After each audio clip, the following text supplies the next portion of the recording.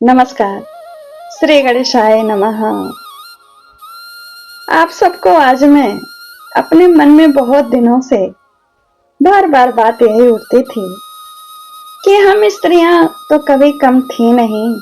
अभी अचानक ऐसा क्या हो गया कि हमने अपनी शक्ति पहचानी और किसके सहयोग से समाज में पुरुषों के बराबर अन्य कार्यों में बराबर भागीदारी अपना स्थापित की, उसको मैं बताऊंगी आपको आज इस वीडियो में।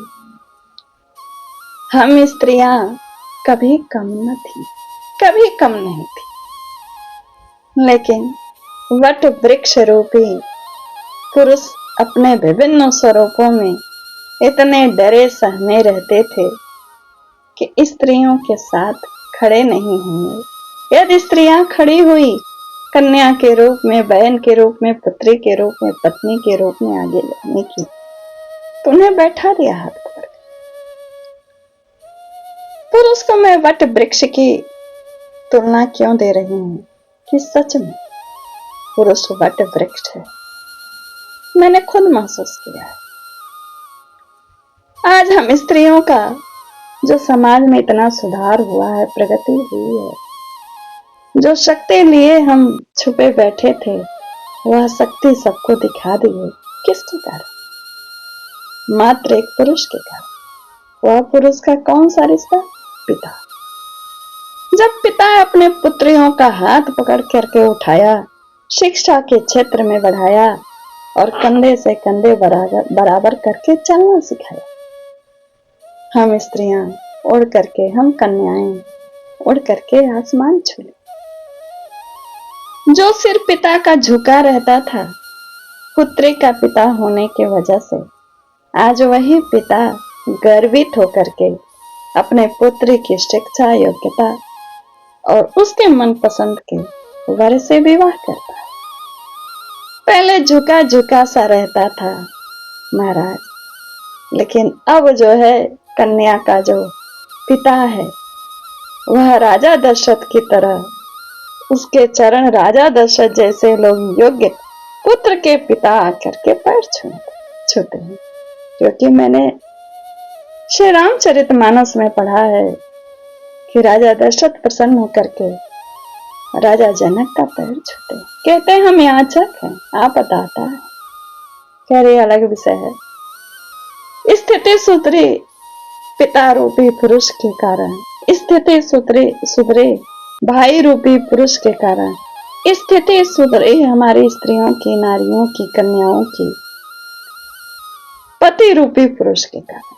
सबने मिल करके स्त्री को, कन्या है तो पिता ने बराबर किया, भाई बहन को बराबर लेकर चला और पति अपनी पत्नी को बराबर हिस्सा समझकर साथ, वो जो एक गृहस्थ चलाने का जो एक कहा जाता है ना, लड़िया यानी गाड़ी, दो पहिए वाली लड़िया होती है ना, और सब गाड़ी तो कई पहिए वाली, लड़िया दो पहिए वाली होती है।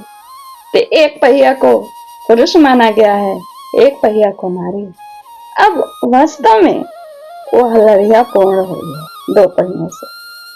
समाज के हर क्षेत्र में हम नारियों को आगे बढ़ने का मौका दिया है तो पुरुष ने।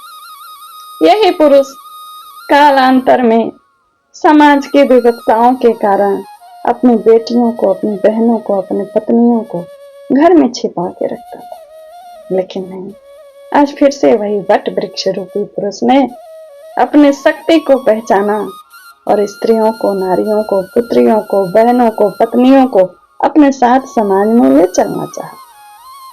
मेरी दृष्टि में अपने जीवन में पिता के रूप को जो समझा, भाई के रूप को, पति के रूप को, पुत्र के रूप को, वह मैंने आपको व्याख्यात किया। क्या यह सच है कि हम स्त्रियां कभी कम न थी? पुरुषों ने अब अपनी शक्ति पहचानी और जब पहचाना तो हम उनके बराबर खड़े हो गए। पहचानते थे, हम अपनी शक्ति हमेशा से पहचानते थे, लेकिन हमें दबा दिया जाता था। अब दबाया नहीं जा रहा है, अब उठाया जा रहा है। कौन उठा रहा है?